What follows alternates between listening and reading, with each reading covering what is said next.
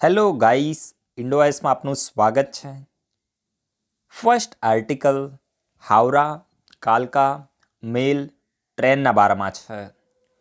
જુઓ, 23મી જાન્યુઆરી એ આપણા નેતાજી સુભાષચંદ્ર બોઝની બર્થ એનિવર્સરી છે અને 2021માં ભારત નેતાજી સુભાષચંદ્ર બોઝની 125મી બર્થ એનિવર્સરીને સેલિબ્રેટ કરી રહ્યું છે. તો એના જ ભાગરૂપે સરકારે નિર્ણય લીધો છે કે આ હાવરા કાલકા મેલ ટ્રેનનું નામ બદલીને નેતાજી એક્સપ્રેસ કરવામાં આવશે. તો આ ફેક્ટ તમારે યાદ રાખવાનો છે. આવનારી જીપીએસસીની એક્ઝામ માટે ઇમ્પોર્ટન્ટ ટોપિક છે. યુપીએસસીમાં અહીંયાથી ક્વેશ્ચન નહીં બને. જીપીએસસીમાં ડીવાયએસઓ એસટીઆઈ અને જે 1-2ની એક્ઝામ આવવાની છે એમાં વન લાઇનર ક્વેશ્ચન અહીંયાથી બની જશે કે હાલમાં કઈ ટ્રેનનું નામ બદલીને નેતાજી એક્સપ્રેસ કરવામાં આવ્યું છે. તો ત્યારે તમારે સાચો જવાબ ટીક કરવાનો છે હાવરા કાલકા મેલ. આટલો નાનો ફેક્ટ જ યાદ રાખવાનું છે. હવે થોડી 2-3 પોઈન્ટ વધારે પણ તમને કહી દઉં તો જો આ જે હાવરા કાલકા મેલ ટ્રેન છે ને, તો આ એક one of the oldest train ભારતની અંદર માનવામાં આવે છે. 19મી સદીમાં આની શરૂઆત થઈ હતી and it is one of the early commercial passenger train. સમજી ગયા? એટલે કે જે કોમર્શિયલ પેસેન્જર ટ્રેનની જે સેવા ભારતમાં શરૂ થઈ તો એમાંથી આને one of the early train આને માનવામાં આવે છે. અને મેઇનલી જે હાવરા અને કાલકા રિજનને કનેક્ટ કરે છે અને લોકોમાં આ ટ્રેન ઘણી બધી પોપ્યુલર પણ હતી અને આને સારી એવી પેટ્રોનેજ છે તો એ પણ લોકોની પ્રાપ્ત હતી. તો આ સારા એવા ફેક્ટ આપણે ડિસ્કસ કર્યા છે. જીપીએસસીમાં ક્વેશ્ચન બનશે, યુપીએસસીમાં નહીં આવે. એના પછી આપણે નેક્સ્ટ આર્ટિકલ જોઈએ ને, તો આ યુપીએસસી માટેનો આર્ટિકલ છે, 5 સ્ટાર આર્ટિકલ છે, રાઈટ. તો જુઓ, અહીંયા એક ટર્મ છે એબલ 370. આને હું એબલ પ્રોનાઉન્સ કરું છું, એબલ 370. તો જો યુપીએસસીમાં ક્વેશ્ચન આવશે ને તો આટલામાં જ ક્વેશ્ચન બનશે. આ હું તમને પેપરના એનાલિસિસ પછી કહું છું કે એબલ 370 ન્યૂઝમાં હતું. તો આ શું છે? તમને પહેલો ઓપ્શન આપશે કે આ કોઈ એસ્ટરોઇડ છે, બીજો ઓપ્શન આપશે આ કોઈ કહેવાય ને કે એક્ઝોપ્લેનેટ છે, ત્રીજો તમને ઓપ્શન આપશે આ કોઈ કોમેટ છે અને ચોથો ઓપ્શન આપશે હ્યુજ ક્લસ્ટર ઓફ ગેલેક્સી છે. તો ત્યારે તમારે યાદ રાખવાનું છે એબલ 370 શું છે? હ્યુજ ક્લસ્ટર ઓફ ગેલેક્સીઝ છે. તો તમને એમ થાય કે આ ક્લસ્ટર ઓફ ગેલેક્સીઝ એટલે શું? તો આપણે એનું પણ સમાધાન કરીએ. જો ગેલેક્સી કોને કહેવાય? જે તારાઓનો સમૂહ હોય ને, જે તારાઓનો સમૂહ હોય તો એને આપણે ગેલેક્સી કહીએ છીએ. જેમ આપણો સૂર્ય છે ને, તો એ એક ગેલેક્સીનો ભાગ છે, નાનું એવું એક. જસ્ટ ખાલી મેં છે ને એક આખો આના ઉપર વિડીયો અપલોડ કરેલો છે. તમે વિડીયોને આપણા ઇન્ડોએસના પ્લેલિસ્ટમાં ક્યાંક પડ્યો હશે, તમે એને જોઈ લેજો સર્ચ કરીને. આ ખૂબ જ ઇમ્પોર્ટન્ટ છે. મેં એકદમ ડિટેલમાં તમને એક્સપ્લેન કર્યું છે. અત્યારે હું જસ્ટ ખાલી તમને શોર્ટમાં કહું છું કે ગેલેક્સી છે ને એ તારાઓનો સમૂહ છે. જેમ આપણો સૂર્ય છે તો એ પણ એક મિલ્કી વે ગેલેક્સીનો ભાગ છે, રાઈટ. અને એની બાજુમાં એન્ડ્રોમેડા ગેલેક્સી છે. આના વિશે મેં તમને ઓલરેડી ઇન્ફોર્મેશન આપી છે. તો જો જે તારાઓનો સમૂહ હોય એને આપણે ગેલેક્સી કહીએ. અને જે ગેલેક્સી છે, અહીંયા માની લો કે આ છે ને, આ એક ગેલેક્સી છે. Just weight for a while. માની લો કે આ એક ગેલેક્સી છે, આ એક ગેલેક્સી છે, આ એક ગેલેક્સી છે, આ એક ગેલેક્સી છે. એટલે કે આ ગેલેક્સીની અંદર ઘણા બધા તારાઓ, બિલિયન્સ ઓફ આની અંદર તારા હોય, રાઈટ. તો આવી જે ગેલેક્સીનો સમૂહ આવી જાય ને, તો ત્યારે એને આપણે શું કહે છે? હ્યુજ ક્લસ્ટર ઓફ ગેલેક્સી આપણે એને કહીએ છીએ. તો એવું જ આ હ્યુજ ક્લસ્ટર ઓફ ગેલેક્સી છે, એનું નામ શું રાખવામાં આવ્યું છે? 370 એનું નામ રાખવામાં આવ્યું છે, એબલ 370. તમને ખબર પડી ગઈ?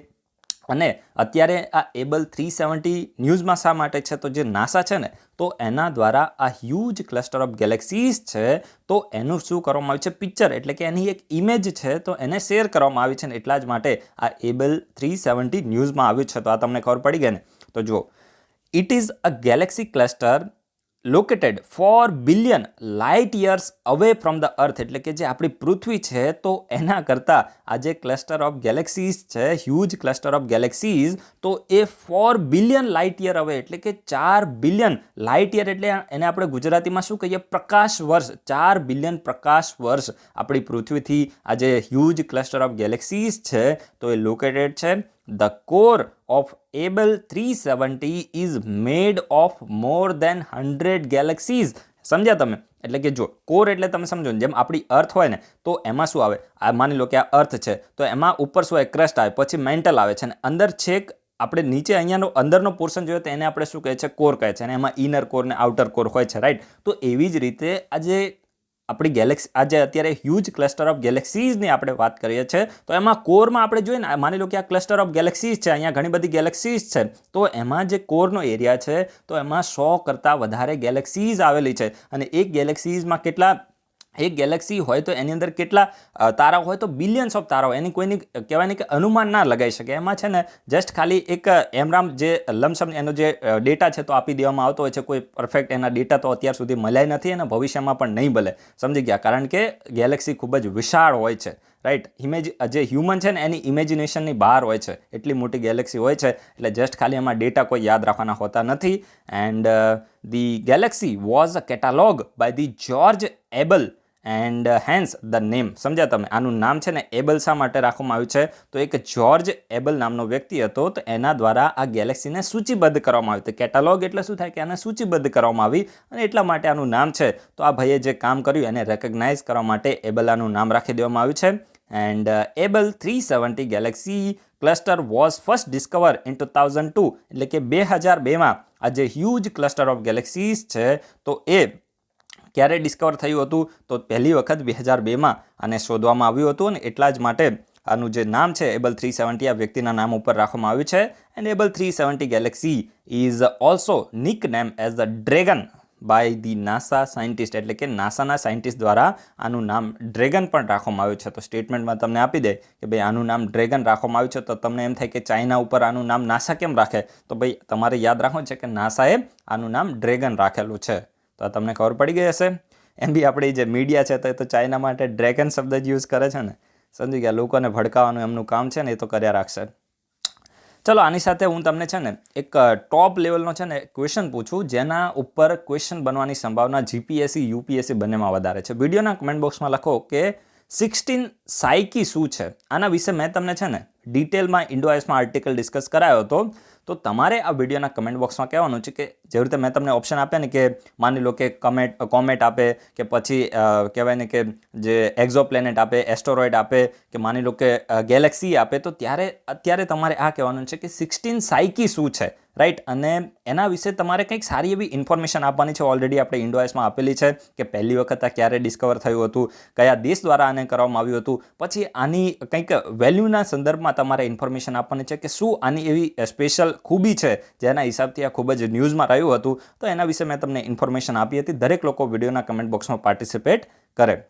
હવે જો પેલા દિવસે મેં કદાચ આપણા ટેલિગ્રામ ચેનલમાં એવું કીધું ને કે જે લોકો આન્સર આપે છે એ કહેવાય ને કે મારી માટે એન્થુઝિયાઝમ છે, એના પછી લોકોએ કદાચ આન્સર આપવાનું બંધ કર્યું એવું મને લાગી રહ્યું છે. પણ જો ડિયર, એવું એન્થુઝિયાઝમ એટલે એવું ના હોય કે તમે આન્સર આપશો તો જ મને મોટિવેશન મળશે. હું છે ને ઇન્ટરનલી મોટિવેટેડ માણસ છું. એન્થુઝિયાઝમ એટલે કે ભાઈ મને તમને ક્વેશ્ચન પૂછવાની મજા આવે, બાકી મને કંઈ વધારે ફરક પડતો નથી. આ પણ હું તમને કહું, એરોગન્ટ વેમાં નથી બોલતો, પણ રિયાલિટી એ જ છે, બરાબર છે. કારણ કે હું ઇન્ટરનલી એટલો મોટિવેટેડ છું. પણ કહેવાનો મતલબ એ કે મને ક્વેશ્ચન પૂછવાનું એન્થુઝિયાઝમ આવે, સમજી ગયા. એટલે અમુક લોકોએ આન્સર બંધ કર્યો એટલે હું ડિમોટિવેટ નહીં થાવ એવું ના સમજતા, રાઈટ. તો ચલો હવે આગળ વધીએ. હવે આ તો ક્લેરિફિકેશન આપવું પડે. અમુક લોકોને એમ થાય કે આપણે આન્સર આપવાનું બંધ કરીએ તો આ માણસ ડિમોટિવેટ થાય. જો તમે જોઈ શકો છો, આપણે 6 મહિનાથી લગભગ 7 મહિના થવા આવ્યા, આપણે ક્યારે રજા લેતા નથી. અને રજા લેવાનું કોઈ આખો દિવસ આપણી માટે રજા જ હોય છે, બરાબર છે. સો એ તો પછી તમારે ગમે તે રીતે તમે કામ કરતાં કરતાં પણ ફ્રી થઈ શકો. એટલે જસ્ટ ખાલી લાઈફમાં મોજ કરવાની હોય, ટાઈમને મેનેજ કરો તો જિંદગી તમારી મેનેજ થઈ જાય, રાઈટ. તો ચલો હવે આપણે નેક્સ્ટ આર્ટિકલ ડિસ્કસ કરીએ. ને જીપીએસસી યુપીએસસી બંને એક્ઝામ માટે ઇમ્પોર્ટન્ટ આર્ટિકલ છે. India innovation index. India innovation index કોના દ્વારા રિલીઝ કરવામાં આવે છે? અને પહેલાં તો આજ તમે યાદ રાખો, નીતિ આયોગ દ્વારા. નીતિ આયોગ દ્વારા ઇન્ડિયા ઇનોવેશન ઇન્ડેક્સ છે તો એને રિલીઝ કરવામાં આવે છે. અને 2020નો ઇન્ડિયા ઇનોવેશન ઇન્ડેક્સ છે અને સેકન્ડ એડિશન છે. આની પહેલાં જે ફર્સ્ટ એડિશન છે તો 2019માં રિલીઝ થઈ હતી, રાઈટ. ફર્સ્ટ એડિશન 2019માં રિલીઝ થઈ હતી અને નીતિ આયોગ દ્વારા આને રિલીઝ કરવામાં આવે છે. તો આ પહેલાં તમે ફેક્ટ યાદ રાખજો. હવે કોણ ટોપ ઉપર આવ્યું ને કયા કયા આના પેરામીટર્સ હોય છે એના વિશે પણ હું તમને ઇન્ફોર્મેશન આપીશ. સો જો નીતિ આયોગ છે ને તો એને કોઈની સાથે મળીને આને રિલીઝ કર્યો છે. તો એ ઇન્સ્ટિટ્યૂટનું નામ તમારે યાદ રાખવાનું છે, NITI Aayog along with institute four કોમ્પિટિટિવનેસ. સમજી ગયા? ઇન્સ્ટિટ્યૂટ ફોર કોમ્પિટિટિવનેસ આ બંને દ્વારા સાથે મળીને નીતિ આયોગે ઇન્સ્ટિટ્યૂટ ફોર કોમ્પિટિટિવનેસ સાથે મળીને આ second addition of the India innovation index છે તો એને રિલીઝ કર્યું છે. The first addition of the index was launch in October 2019, એટલે કે આની પહેલી એડિશન છે તો 2019માં રિલીઝ થઈ હતી.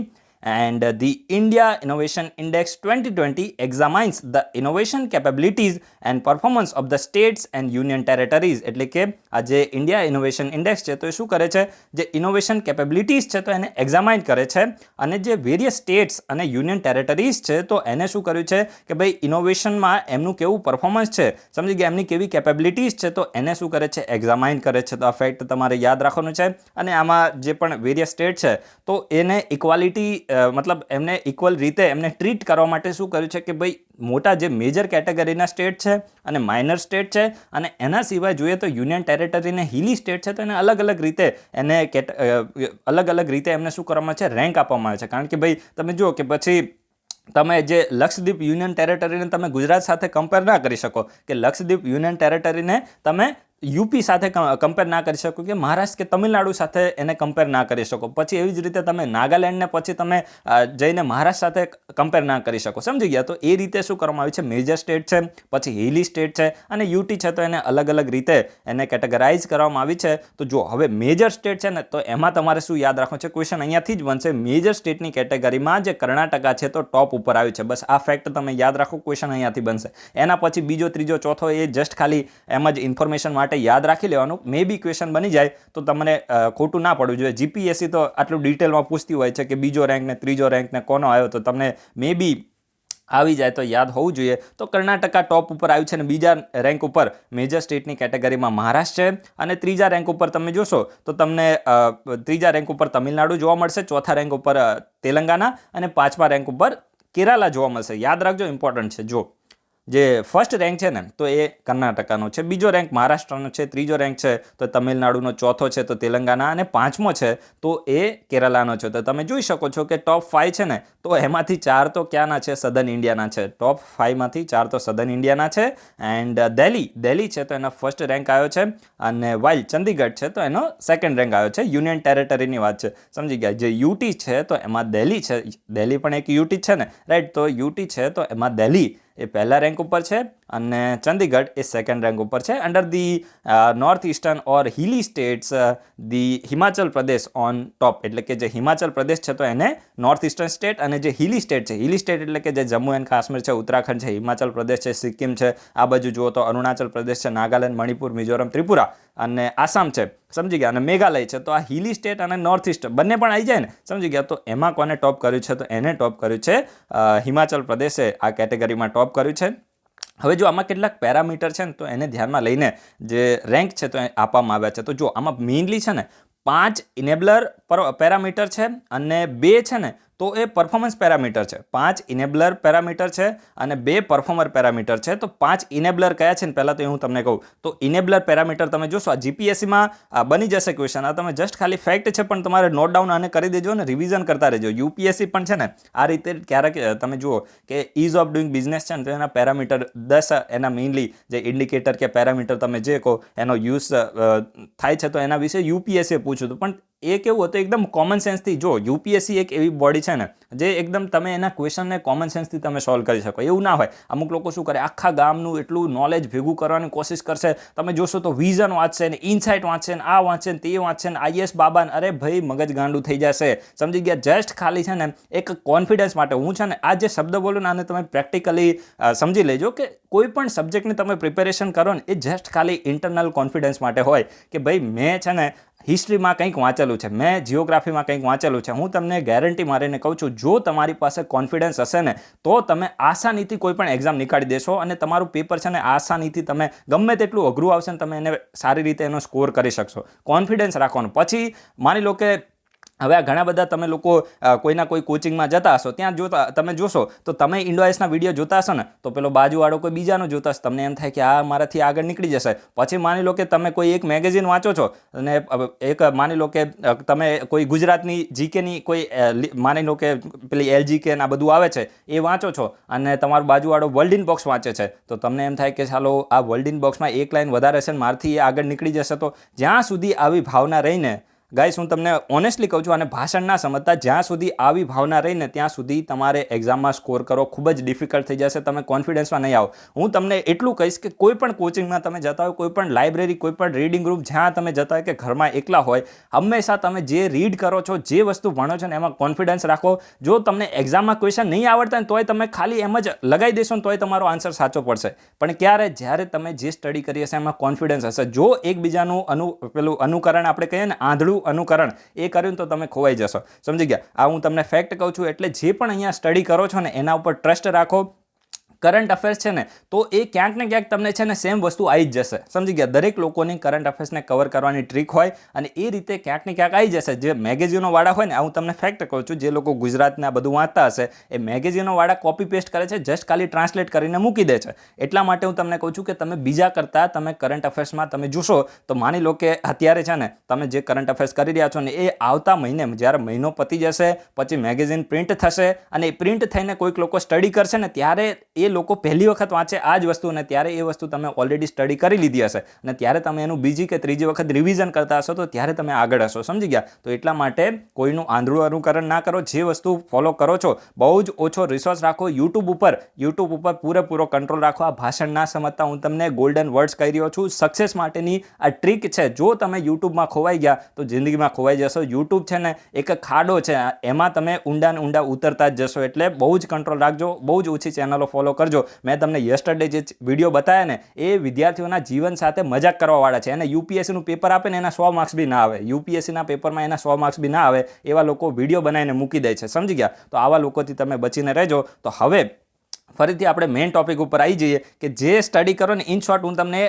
લોંગ સ્ટોરી શોર્ટ એટલી જ કહેવા માંગુ છું, જે સ્ટડી કરો એમાં ટ્રસ્ટ રાખો, બહુ જ ઓછા રિસોર્સને ફોલો કરો. અને મારી ચેનલમાં પણ તમને એવું લાગતું હોય કે ભાઈ આમાંથી એક્ઝામમાં ક્વેશ્ચન નહીં બને તો છોડી દો, આ હું તમને ઓપનલી કહું છું. આપણે એવું કંઈ નથી કે ઇન્ડોઆઈસ બહુ મોટો બિઝનેસ છે અને મને બહુ મોટો લોસ થઈ જશે, મને કાંઈ ફરક પડવાનો નથી, અને પછી લોકો બંધ કરી દે તો હું બી બંધ કરી નાખીશ. આપણે એવું કંઈ છે નહીં, બરાબર છે? તો એટલા માટે હું તમને કહું છું ટ્રસ્ટ રાખજો અને રિવિઝન કરજો. Revision is the key of success. ચલો હવે મેઇનલી પાછા ટોપિક ઉપર આવી જઈએ. તો જો અહીંયા mainly the human capital investment, જે હ્યુમન કેપિટલ છે, પછી ઇન્વેસ્ટમેન્ટ છે, પછી નોલેજ વર્કર્સ છે, બિઝનેસ એન્વાયરમેન્ટ છે, સેફટી છે, લીગલ એન્વાયરમેન્ટ છે. તો આ મેઇનલી અહીંયા જે પેરામીટર છે તો એને ઇનેબલર પેરામીટર તરીકે આને ધ્યાનમાં લેવામાં આવ્યા છે. અને એના સિવાય હવે આપણે પરફોર્મન્સ પેરામીટર જોઈએ. Just weight for a while. આપણે પરફોર્મર પેરામીટર જોઈએ તો પરફોર્મર પેરામીટર કેટલા છે? નોલેજ આઉટપુટ છે, નોલેજ ડિફ્યુઝન છે. તો આને મેઇનલી જે પરફોર્મર પેરામીટર તરીકે આને શું કરવામાં આવે છે? ધ્યાનમાં લેવામાં આવે છે. તો તમે આ ઉપરના 5 નોટ ડાઉન કરો અને આ તરત તમને યાદ નહીં રહે, આને તમારે રિવિઝન કરવું પડશે. સમજી ગયા? અને આને બંનેને તમે નોટ ડાઉન કરો. આ પરફોર્મર પેરામીટર છે, રાઈટ? તો ચલો હવે આપણે આની સાથે લિંક કરીને હું તમને એક ટોપ લેવલનો ક્વેશ્ચન પૂછું જે યુપીએસસીમાં આવી શકે છે. હું તમને આના સાથે જુઓ, જે ઇન્ડિયા ઇનોવેશન ઇન્ડેક્સ છે ને, તો હું આની સાથે લિંક કરીને તમને ગ્લોબલ ઇનોવેશન ઇન્ડેક્સ વિશે ક્વેશ્ચન પૂછું છું. વિડીયોના કમેન્ટ બોક્સમાં દરેક લોકો બોલે કે ગ્લોબલ ઇનોવેશન ઇન્ડેક્સ છે તો કોના દ્વારા રિલીઝ કરવામાં આવે છે? અને બીજો ક્વેશ્ચન એ છે કે જે ગ્લોબલ ઇનોવેશન ઇન્ડેક્સ 2020 રિલીઝ થયો એમાં ઇન્ડિયાનો રેન્ક કયો છે? આ તમને ખાસ ખબર હોવી જોઈએ, ઇન્ડિયાનો રેન્ક કયો છે. અને એની પહેલા જે 2019નો ગ્લોબલ ઇનોવેશન ઇન્ડેક્સ તો એમાં ઇન્ડિયાનો રેન્ક કયો હતો? અને આ જે ઇન્ડેક્સ છે તો આમાં કઈ કન્ટ્રીઝે ટોપ કરી છે? ટોપની 2-3 કન્ટ્રી તમે બોલો, બહુ જ ઇમ્પોર્ટન્ટ છે, આ તમને ખબર હોવી જોઈએ, રાઈટ? તો આટલું કામ તમારા તરફથી કરવાનું છે. એના પછી જે નેક્સ્ટ આર્ટિકલ છે તો આમાં એક ફેક્ટ તમારે યાદ રાખો છે, રેગ્યુલેટરી કમ્પ્લાયન્સ પોર્ટલ છે તો કોના દ્વારા લોન્ચ કરવામાં આવ્યું છે? અને આ ફેક્ટ તમે યાદ રાખજો, જીપીએસસીમાં ક્વેશ્ચન બની જશે. રેગ્યુલેટરી કમ્પ્લાયન્સ પોર્ટલ છે તો એને department of promotion of industry and internal trade, DPIIT જેને આપણે પ્રેમથી કહીએ છીએ, તો આ DPIIT ministry of commerce and ઇન્ડસ્ટ્રીમાં આવે છે. તો એના દ્વારા રેગ્યુલેટરી કમ્પ્લાયન્સ પોર્ટલ છે તો એને લોન્ચ કરવામાં આવ્યું છે. તો તમને એમ થાય કે આ પોર્ટલને આ ભાઈએ શા માટે લોન્ચ કર્યું? તો મકસદ તો યાર બહુ સિમ્પલ છે કે જે પણ લોકો, એના સિવાય જે બિઝનેસ અને એટલે કે જે સિટીઝન છે, બિઝનેસ છે અને ઇન્ડસ્ટ્રી છે, તો જે ગવર્મેન્ટ છે તો એના વચ્ચે શું થાય? એક લિંક એસ્ટાબ્લિશ થઈ શકે, એમના વચ્ચે ઇન્ટરફેસ એસ્ટાબ્લિશ થઈ શકે. તો એ માટે આ જે રેગ્યુલેટરી કમ્પ્લાયન્સ પોર્ટલ છે તો એને લોન્ચ કરવામાં આવ્યું છે DPIIT દ્વારા. સમજી ગયા? સો મિનિમાઇઝિંગ ધ બર્ડનસમ કમ્પ્લાયન્સ, એટલે કે તમે જોયું હશે કે માની લો કે સે ફોર એક્ઝામ્પલ તમારે કોઈ સ્ટાર્ટઅપ શરૂ કરવી છે અત્યારે તો સરકાર દ્વારા સ્ટાર્ટઅપ માટેની રેગ્યુલેશન બહુ જ સરળ કરી દેવામાં આવી છે, પણ તેમ છતાં હું જસ્ટ ખાલી એક હાઇપોથેટિકલ સિનારીઓ ક્રિએટ કરું છું. આપણે 1991 પહેલાંના ભારતમાં જઈએ, જ્યારે લાયસન્સ રાજ સિસ્ટમ ભારતની અંદર ચાલતી હતી, તો આ લાયસન્સ લેવું એ શું થાય? એક કમ્પ્લાયન્સ કહેવાય. સમજી ગયા? કમ્પ્લાયન્સ એટલે કે અનુપાલન, જેને આપણે કહીએ કે ભાઈ તમારે ઘણી બધી જે રૂલ્સ એન્ડ રેગ્યુલેશન, પ્રોસિજર ને આ બધું જે છે તો એને ફોલો કરવું પડે. તો એકદમ બર્ડનસમ આ પ્રકારની સિચ્યુએશન રહેતી હોય છે. ને બાબુઓ તો તમને ખબર છે કે ભારતના બાબુઓ કેવા છે, સમજી ગયા? બધા એવા નથી ને. અત્યારે તો સિસ્ટમમાં ટ્રાન્સપરન્સી પણ આવી ગઈ છે, પણ તેમ છતાં ભાઈ આપણે તો અનુભવ છે એટલે હું તમને કહી શકું કે આ બધી વસ્તુ ચાલે છે, રાઈટ? આ બધી વસ્તુ ચાલે છે અને ઘૂસ આપવી પડે છે, સમજી ગયા? અને એટલા માટે એક જે નવા જે પણ માર્કેટની અંદર જે પણ નવા ઓન્ટરપ્રિન્યોર હોય તો એને ઘણી બધી કહેવાય ને કે પ્રોબ્લેમ છે, મુશ્કેલીઓ છે, તો એનો સામનો કરવો પડતો હોય છે, રાઈટ? તો એકદમ બર્ડનસમ જે કમ્પ્લાયન્સ છે તો એ અહીંયા ફોલો કરવા પડે છે, અને એને જ આ જે બર્ડનસમ કમ્પ્લાયન્સ છે તો એને દૂર કરવા માટે જે મેઇનલી રેગ્યુલેટરી કમ્પ્લાયન્સ પોર્ટલ છે તો એને જે DPIIT છે તો એના દ્વારા લોન્ચ કરવામાં આવ્યું છે. ઓબ્જેક્ટિવ તો બહુ જ સિમ્પલ છે કે ભાઈ જે પણ કમ્પ્લાયન્સનું બર્ડન છે એટલે કે જે બોજ જેને આપણે કહીએ ગુજરાતીમાં, તો એને ઓછું કરવું, રિડ્યુસ કરવું. એના સિવાય to simplify the interface between the government and citizen, જે સરકાર અને નાગરિક વચ્ચે જે ઇન્ટરફેસ છે તો એને શું કરવું? સિમ્પ્લિફાય કરવું. And then to increase manufacturing scale by reducing the compliance burden. આ તો બહુ સિમ્પલ છે, કોમન સેન્સ છે. તો જો શા માટે? તો માની લો કે કમ્પ્લાયન્સ બર્ડન ઓછું થશે તો ભારતની અંદર ઇઝ ઓફ ડુઈંગ બિઝનેસ કહેવાશે, સમજી ગયા? અને જ્યારે ઇઝ ઓફ ડુઈંગ બિઝનેસ હશે તો વધારે ઇન્ડસ્ટ્રી સેટઅપ થશે, અને જ્યારે ઇન્ડસ્ટ્રી સેટઅપ થશે તો ઓબ્વિયસલી મેન્યુફેક્ચરિંગ છે, જે આપણે ઉત્પાદન જેને કહીએ તો એ તો વધવાનું જ છે. તો આ ફેક્ટ તમને ખબર પડી ગઈ હશે. એના પછી two remove the obsolete act, એટલે કે એકદમ જે પેચીદા અને જે નકામા એક્ટ હોય તો એને રિમૂવ કરી દેવા માટે, સાથે to make Indian industries competitive, અને જે ભારતની જે ઇન્ડસ્ટ્રીઝ છે, ઉદ્યોગો છે, તો એને કોમ્પિટિટિવ એટલે કે જે બજાર છે, જે વૈશ્વિક બજાર છે તો એની સામે હરીફાઈમાં ટકી શકે એવા ઉદ્યોગો બનાવવા માટે આ જે પોર્ટલ છે તો એને લોન્ચ કરવામાં આવ્યું છે. તો મેન્સમાં પણ તમે આના વિશે લખી શકો. માની લો કે ઇઝ ઓફ ડુઈંગ બિઝનેસ વિશે કંઈ પણ લખવાનું આવે તો ત્યારે તમે આ જે રેગ્યુલેટરી કમ્પ્લાયન્સ પોર્ટલ છે એના વિશે મેન્શન કરી શકો છો. પછી માની લો કે ડિજિટલ ઇન્ડિયા વિશે કંઈ પણ લખવાનું આવે, સરકારના ડિજિટલ જે પણ એફર્ટ્સ છે એના વિશે કંઈ પણ લખવાનું આવે. જો જે મીન્સ છે ને એ તમને પૂરો સ્કોપ આપે છે. મીન્સની કોઈ બાઉન્ડ્રી ડિફાઇન નથી. આ હું તમને ફેક્ટ કહું છું.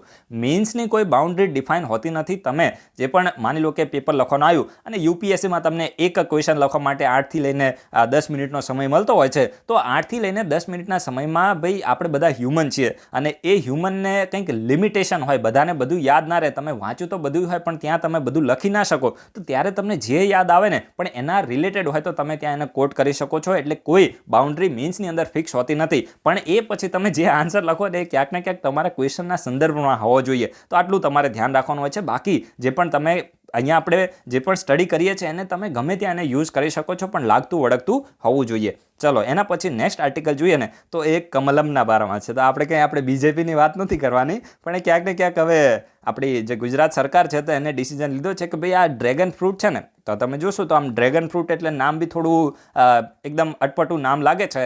તો આપણી જે ગુજરાત સરકાર છે તો એને એવું કીધું કે ભાઈ આપણા ગુજરાતમાં જે પણ ડ્રેગન ફ્રૂટ થાય છે ને તો એનું નામ જે ડ્રેગન ફ્રૂટ છે ને એ મને બરાબર લાગતું નથી. રૂપાણી સાહેબ આવું કીધું. શા માટે? તો જો ત્યાંના જે લોકો છે ને તો એ લોકોએ જે ડ્રેગન ફ્રૂટ જે ગ્રો કરે છે તો એ લોકોએ એવું કીધું કે ભાઈ આ નામ છે ને, આ ડ્રેગન એટલે ચાઇનાને લગતું નામ આવે છે, અને અમને ભાઈ થોડો આનાથી ઇશ્યુ આવે છે, રાઈટ? તો પછી જે ડ્રેગન ફ્રૂટ છે તો ક્યાંક ને ક્યાંક ચાઇના રિલેટેડ તમે જોશો કે આપણી મીડિયા પણ ડ્રેગન જ કરતી હોય છે. ડ્રેગનને ये किया, ડ્રેગનને वो किया, आज करेगा ડ્રેગન હમલા, અને આ રીતે લોકોને ભડકાવતા હોય છે કે ડ્રેગનને પાકિસ્તાન કે સાથ મિલ કે ઇન્ડિયા કે વિરુદ્ધ મેં એક ચાલ રચી है, આ રીતે એટલી મોટી વાતો કરતા હોય છે. તો એ જે ડ્રેગન છે તો ચાઇના માટે યુઝ થાય છે, રાઈટ? અને એટલા માટે જે સરકાર છે તો એને પણ એવું કીધું કે ભાઈ આ જે ફ્રૂટ છે તો એ ચાઇના રિલેટેડ આનું નામ આવે છે તો આપણે એનું નામ બદલી નાખવું છે અને કમલમ કરી દેવું છે. તો આવું શા માટે? તો રૂપાણી સાહેબે એવું કીધું કે ભાઈ આનું જે આઉટર તમે શેપ જોશો ને, આ જે ડ્રેગન ફ્રૂટ છે તો એનો આઉટર તમે શેપ જોશો તો એ કમળના ફૂલ જેવો, લોટસ જેવું લાગે છે. અને કમલમ છે ને એ સંસ્કૃત શબ્દ છે. તો બોલે કે ભાઈ અમારે તો કમલમ નામ કરી દેવું છે. અને બીજું ઇમ્પોર્ટન્ટ ફેક્ટ એ છે કે આની માટે જે ગુજરાત સરકાર છે તો એને પેટન્ટ માટે પણ શું કર્યું છે? પેટન્ટ માટે પણ અપ્લાય કરી દીધું છે. તો એ નામની પેટન્ટ આવી જશે.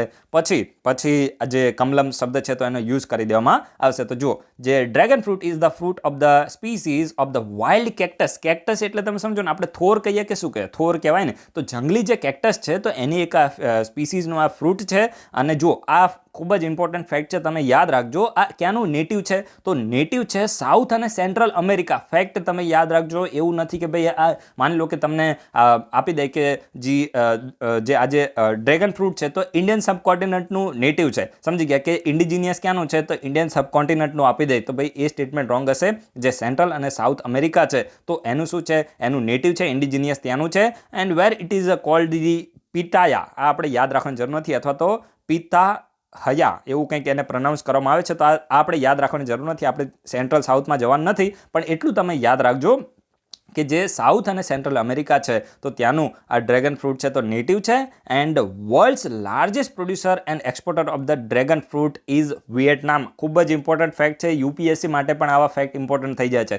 યુપીએસસી ક્યારેક આ પ્રકારના સ્ટેટમેન્ટ છે તો આપી દેતી હોય છે, અને આ વસ્તુ જે ન્યૂઝમાં હોય ને એને તમારે ખાસ યાદ રાખવાનું છે કે જે વર્લ્ડનું લાર્જેસ્ટ પ્રોડ્યુસર અને એક્સપોર્ટર છે ડ્રેગન ફ્રૂટનું તે કોણ છે? વિયેટનામ. તો તમને એમ થાય કે ભાઈ નેટિવ જે છે તો એ સેન્ટ્રલ અને સાઉથ અમેરિકાનું છે, પણ આ ફેક્ટ છે, સમજી ગયા. એક્સેપ્શન છે, તમારે યાદ રાખવાનું છે કે ભાઈ વિયેટનામ છે તો સૌથી વધારે પ્રોડ્યુસ પણ કરે છે અને એક્સપોર્ટ પણ કરે છે. અને વિયેટનામમાં જે ડ્રેગન ફ્રૂટ છે તો એને કોણ લાવ્યું હતું? તો જે ફ્રેન્ચ હતા, ફ્રેન્ચ, તો એના દ્વારા 19મી જે સદી છે તો ત્યારે વિયેટનામમાં લાવવામાં આવ્યું હતું. And dragon fruit is also cultivated in apart from its native Latin America, એટલે કે જે નેટિવ લેટિન અને જે સેન્ટ્રલ અમેરિકા છે એના સિવાય બીજા દેશોમાં પણ ડ્રેગન ફ્રૂટ છે તો એને ગ્રો કરવામાં આવે છે. જે થાઈલેન્ડ છે, તાઇવાન છે, ચાઇના, ઓસ્ટ્રેલિયા, ઇઝરાયલ અને શ્રીલંકા, તો આટલા દેશની અંદર પણ જે ડ્રેગન ફ્રૂટ છે તો ગ્રો થાય છે. ને આપણું ઇન્ડિયા તો આમાં છે જ તે, સમજી ગયા. જે ઇન્ડિયા છે તો એમાં ડ્રેગન ફ્રૂટને 1990ના જે દાયકામાં ઇન્ડિયામાં લાવવામાં આવ્યું હતું. અને ઇન્ડિયામાં પણ જે કર્ણાટક છે, કેરલા છે, તમિલનાડુ, મહારાષ્ટ્ર, ગુજરાત, ઉડીસા, વેસ્ટ બેંગાલ,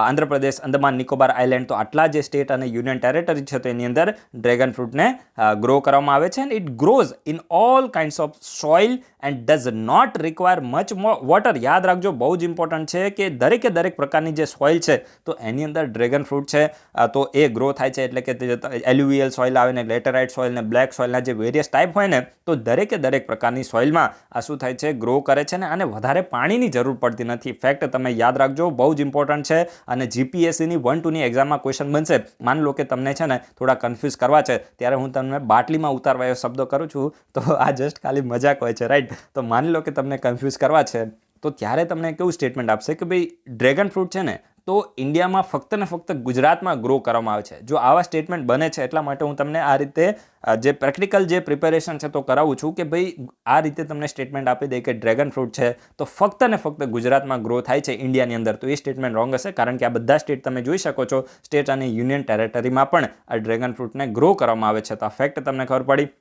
અને માની લો કે તમને બીજી રીતે કન્ફ્યુઝ કરવા હોય કે જે ડ્રેગન ફ્રૂટ છે તો એ ફક્ત ને ફક્ત હિલી એરિયામાં જ આ ઉગે છે, તો આવું સ્ટેટમેન્ટ તમને આપે તો એ પણ સ્ટેટમેન્ટ રોંગ હશે. કારણ કે દરેક પ્રકારની જે સોઇલ છે તો એની અંદર ઉગે છે અને આને વધારે પાણીની જરૂર હોતી નથી. અને આ તો બધું મેં તમને કીધું છે કે ભાઈ રૂપાણી સાહેબે શું તર્ક આપ્યો છે, તો એમાં આપણે વધારે હવે ડિસ્કશન કરવાની જરૂર આવતી નથી. એના પછી જે લાસ્ટ આર્ટિકલ છે તો ઇન્ડિયા અને Singapore, Indo Singapore 5th defence minister ડાયલોગના બારામાં છે.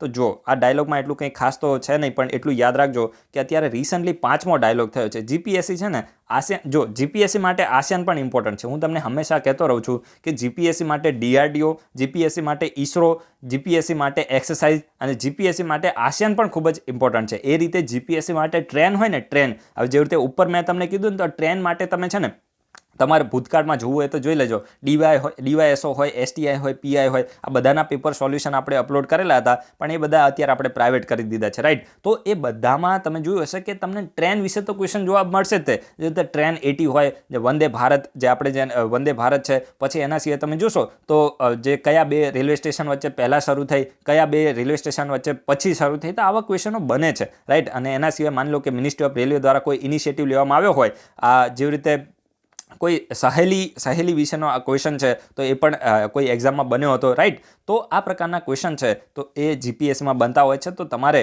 જે આસિયાન છે તો એને પણ સિરિયસલી લેવાનું. તો અત્યારે ક્વેશ્ચન બની શકે આવનારી એક્ઝામમાં કે રિસન્ટલી ઇન્ડિયા અને જે સિંગાપોર છે, સિંગાપોર આસિયાનમાં જ આવે ને, તો એના ડિફેન્સ મિનિસ્ટર વચ્ચે કયો ડાયલોગ થયો છે, કયા નંબરનો? તો 5મા નંબરનો થયો છે, રાઈટ. 5મા નંબરનો ડાયલોગ થયો છે. તો ફેક્ટ તમે યાદ રાખજો. અને થોડી વધારે ઇન્ફોર્મેશન લઈએ તો ડાયલોગ વિડીયો કોન્ફરન્સથી થયો એ આપણી માટે ઇમ્પોર્ટન્ટ નથી. અને આમાં છે ને એક એગ્રીમેન્ટ સાઇન થયો છે. એગ્રીમેન્ટ શાના ઉપર છે? Agreement on submarine rescue and support and coordination between two navy, એટલે કે બંને દેશની નેવી વચ્ચે agreement on submarine rescue and support cooperation sign થયો છે. તો તમને પૂછવામાં આવે કે agreement on submarine rescue and support and cooperation છે તો આ કોના વચ્ચે સાઇન થયો છે? તો ઇન્ડિયા અને સિંગાપુર વચ્ચે આ એગ્રીમેન્ટ સાઇન થયો છે. અને આમાં જે બંને મિનિસ્ટર છે તો એને ઇન્ડિયા અને સિંગાપોર વચ્ચેની સિમ્બેક્સ એક્સરસાઇઝ, આના વિશે આપણે બંનેમાં ડિસ્કસ કરેલું છે. ઇન્ડોઆઇસમાં બંને વિશે સિમ્બેક્સ અને સીટમેક્સ, સમજી ગયા. જે સિમ્બેક્સ છે તો એનું 27મું એડિશન રિસન્ટલી હેલ્ડ થયું હતું. નોટ ડાઉન કરજો. જેને વિડીયો ના જોયા હોય એ દરેક લોકો જોજો. એક્સરસાઇઝ જીપીએસસી માટે ઇમ્પોર્ટન્ટ છે. જે SIMBEX Singapore India maritime bilateral exercise છે તો એનું 27મું એડિશન રિસન્ટલી હેલ્ડ થયું હતું. અને સીટમેક્સ છે તો એ સિંગાપુર ઇન્ડિયા થાઇલેન્ડ જે ટ્રાયલેટરલ મેરીટાઈમ એક્સરસાઇઝ છે 3 દેશો વચ્ચે, અને આ પણ આનું 2nd એડિશન છે તો એ 2020ના નવેમ્બર મહિનામાં હેલ્ડ થયું હતું. આપણે આના વિશે બંને વિશે આર્ટિકલ ડિસ્કસ કરેલો છે. તો હવે આપણે વિડીયોને કમ્પ્લીટ કરી દઈએ. જે પણ ક્વેશ્ચનો પૂછવામાં આવ્યા હોય, તમારી મરજી હોય તો તમે આન્સર આપી શકો છો, અને ના મરજી હોય તો આન્સર ના આપતા. હું ડિમોટિવેટ થવાનો નથી, પણ ક્વેશ્ચન બંધ થઈ જશે, નુકસાન તમને થવાનું છે, બરાબર છે. સો હવે આ જે ટેલિગ્રામ ચેનલ છે એને તમે જોઈન કરી શકો છો. એના સિવાય જે પણ ટ્વિટર છે, ઇન્સ્ટાગ્રામ અકાઉન્ટ છે, ફેસબુક પેજ છે, વોટ્સએપ ગ્રુપ છે, બધાની લિંક અહીંયા નીચે આપે છે. જ્યાં તમારી ઈચ્છા થાય ત્યાં તમે જોઈન થઈ શકો છો. So guys, thanks for watching. તમારા બધાનો દિવસ જલસામાં, મોજમાં અને માર્વેલસ, એન્થુઝિયાસ્ટિક, પછી ફેબ્યુલસ, જે પણ કહેવું હોય, ગ્રેટ, તમારો બધાનો દિવસ ખૂબ જ સરસ રહે એવી મારી ઈશ્વરને પ્રાર્થના છે. So guys, thanks for watching. Have a nice day.